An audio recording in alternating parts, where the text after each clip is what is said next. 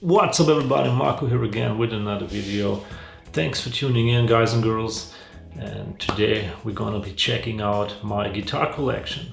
For a long time I wasn't sure if I should do this kind of video because I don't want to seem like a show-off kind of guy, but I asked you in the YouTube community, you guys said yes, go for it, and so I decided to do it.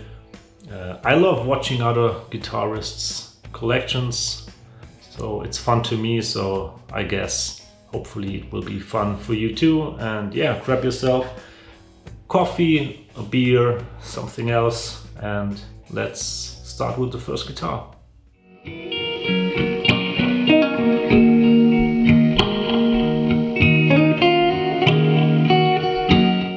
Alright, so the first guitar I want to show you is this Seafoam Green Danelectro 59M NOS. It's a pretty cool guitar. Got it, I don't know, a few weeks ago. It's got a interesting story behind it. I actually bought this guitar while I was in a hospital searching eBay for stuff. I was high on painkillers and I made this seller an offer. He accepted it. The next day I woke up and I acquired this new guitar. So basically it's a used one. I got it used, but yeah, a new guitar to my collection. It's a pretty interesting guitar. It's got some interesting tones with the two lipstick pickups. The neck is pretty skinny, so it's not my favorite, to be honest, but it's still fun playing it, especially it's super lightweight. It's a super cool, it's a couch guitar. It's pretty resonant.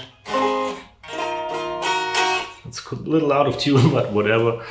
Yeah. What I don't like about this guitar is those double stacked pots, because if you want to roll down the tone a little bit, normally the volume goes with it. So as you can see, if I roll down the volume, the tone starts with it, but yeah, it's not really practical, so it's not my favorite thing. But normally fully open tone, rolled a little bit down on the bridge pickup, fully open on the neck, and yeah, set it and forget it. That's it.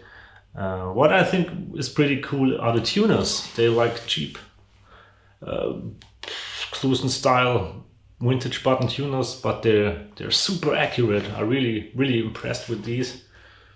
So fun guitar if you want to add interesting tones to your collections. This is a super cool thing to get.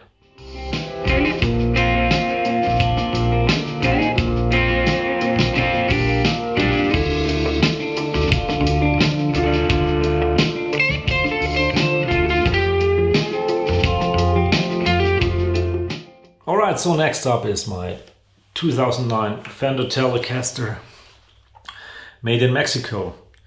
But this is not the guitar it was back then, so it's heavily modified. I swapped the tuners, put some vintage tuners on it, vintage style tuners. I swapped the pickguard. It originally had a white one. Now it has a black one. I swapped the bridge. I swapped out the pickups. These are pure vintage 64 pickups. Fantastic sounding, not too expensive. Don't know how much the set is right now, maybe 130, 140 bucks, and these are superb pickups. Other than that, I did a refin on it. I did it by myself. Originally it was a candy apple red with a poly finish. Now it's this Olympic white nitro finish, which I think is super cool, and it already shows some wear. Yeah, I really love this guitar. I guess this is the guitar that has the most emotional meaning to me, because I have it the longest from all of my guitars, and yeah, I learned many things on this guitar, playing wise, and yeah, guitar building wise, you know, repairing and stuff, swapping things out. So I really dig it. Super cool guitar. And I can totally recommend these Mexican Fenders. I think if you get the right one, if you try some and you find the right one, it's a guitar for life. So super cool. And you can mod them easily. That's what very interesting about them too. So you can easily make it yourself. All right, so next.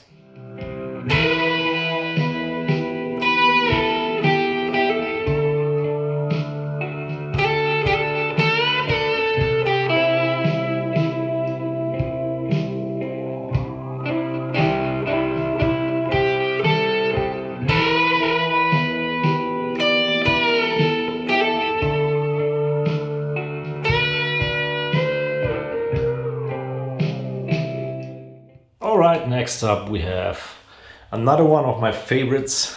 This is a 2019 Gibson Les Paul Jr. from the original collection. I tried it at Thomann.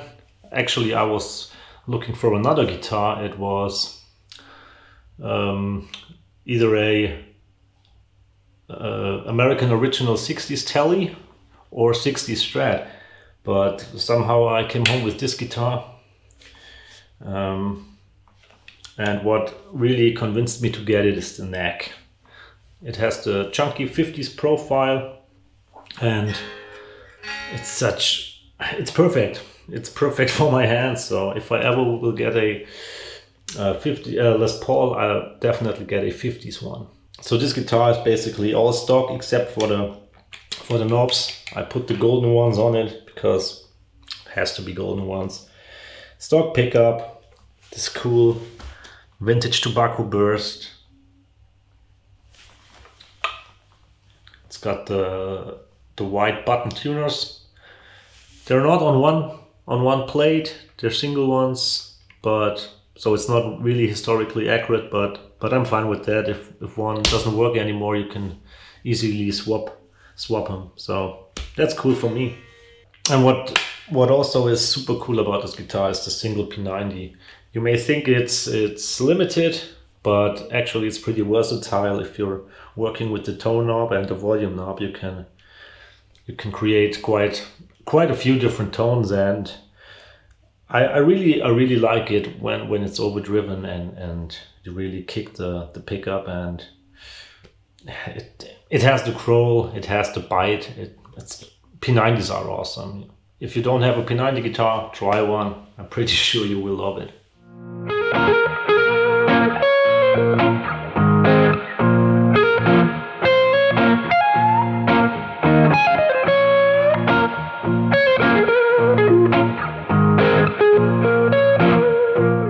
Alright, so next up we have my trustworthy Gibson SG Standard from 2006. It's got the big scratch plate, the Batman scratch plate. Actually, I prefer the smaller ones, but I think on a black guitar, if your SG is black, it needs to have the bat. That's my opinion.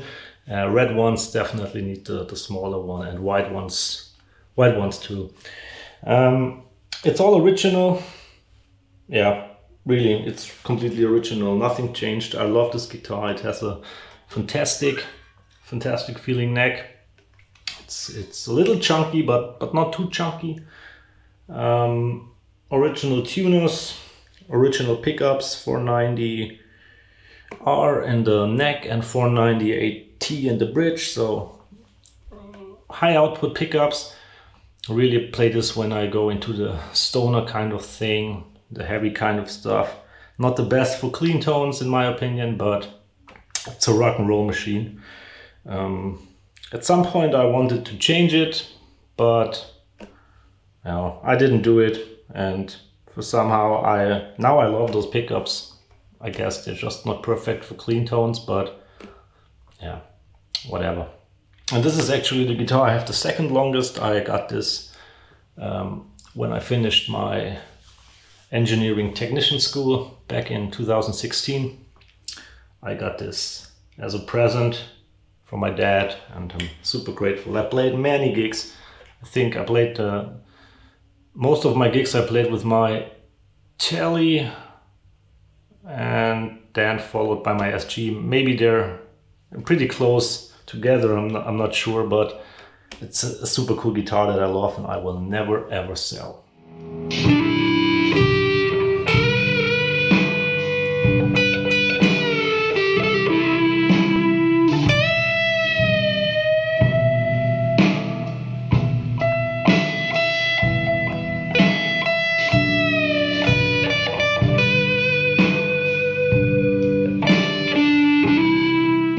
Alright, so we're back in the Fender realms.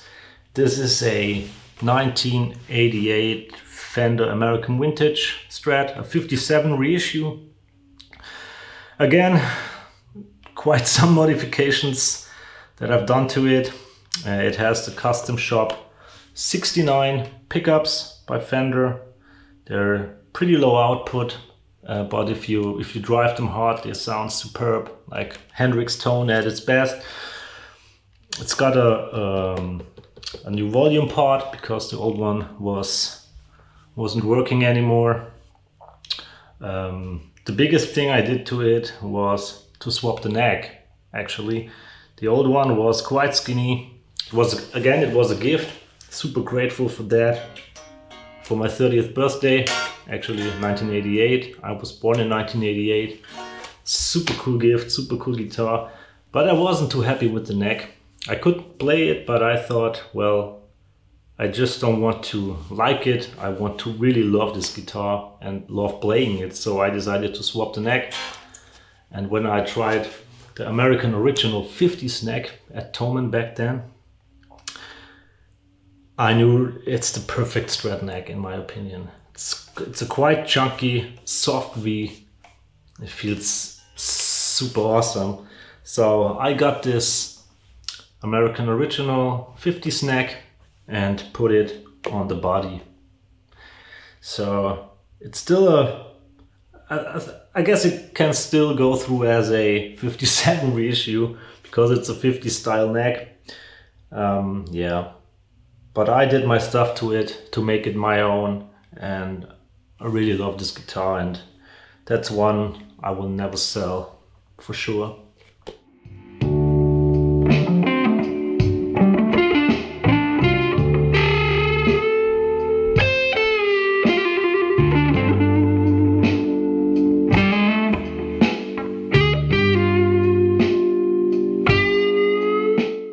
Alright my friends, next up, back in the Gibson realm, we have my, well, let's say the holy grail of my collection, the pride and joy, my Gibson ES 345, 64 reissue, made in a Memphis custom shop, I believe, and it was made in 2016.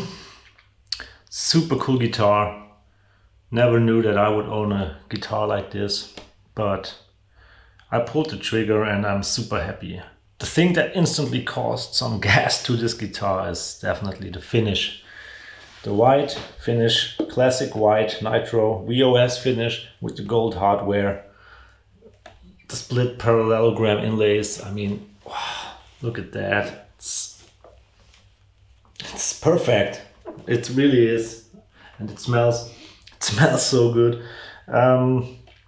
It's got the MHS pickups, Memphis Historic spec, PAF style pickups, but I wasn't too happy with the neck humbucker. The neck humbucker was a little too dark, too muddy in my opinion. And of course I tried to play with the pickup height and everything, but in the end it didn't work out. So I thought, well, I can leave the humbucker because it's a pretty expensive guitar. But then I thought, no, I want to play and I want to love playing this guitar. So I swapped out the pickup for a Seymour Duncan Jazz SH2N, I believe is the term. And it was definitely worth it to change this. It sounds much better now in my opinion. I guess some people would love the darker, mellower tone because, yeah, semi-hollows tend to be a little more boomy, a little mellower, a little more on the bottom end. But it was just too much on the neck pickup for me, so yeah, I swapped it. It also has the Veritone switch, but yeah, sometimes I use it when I play and fiddle around, but most of the time I don't use it. There's just, it's quite a big of a volume drop going on, and in position 1 it's completely bypassed, so this is where I'm stuck. And when I play with the band and everything, just neck pickup, bridge pickup, bypassing, and super cool rock and roll tones. And when I'm in the solos, sometimes I'll switch to the neck or to the middle position to just change the tonality of it. Super cool guitar, super grateful to own it. This is, I don't know, I was struggling if I want to take it to gigs because it's so valuable, but I'm definitely sure I will, because it's an instrument, it's a guitar, it's made to be played, and I will freaking play it live, because look at that. That's a keeper for sure.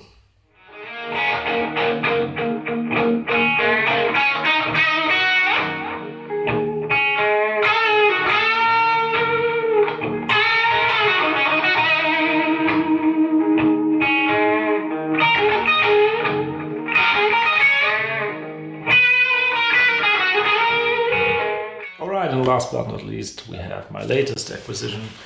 It's this 2019 Firebird 1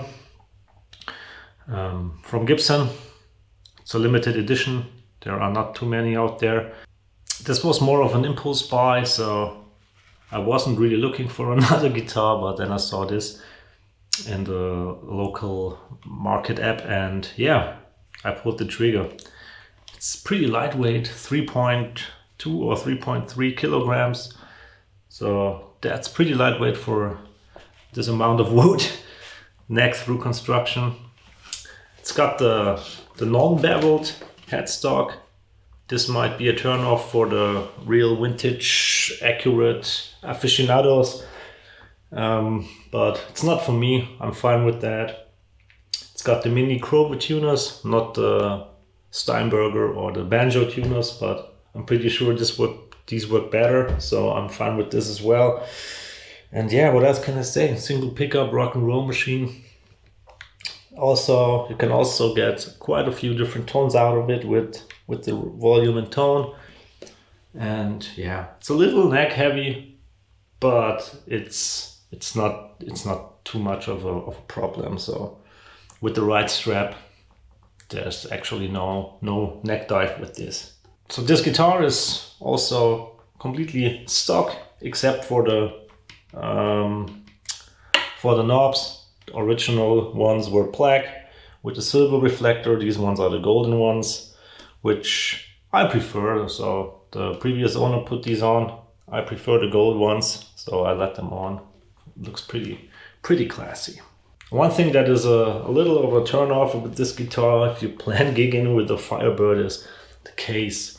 The case is so big and bulky, so it doesn't even fit in my trunk, and I don't have a small car, so it's not really practical for gigging musicians.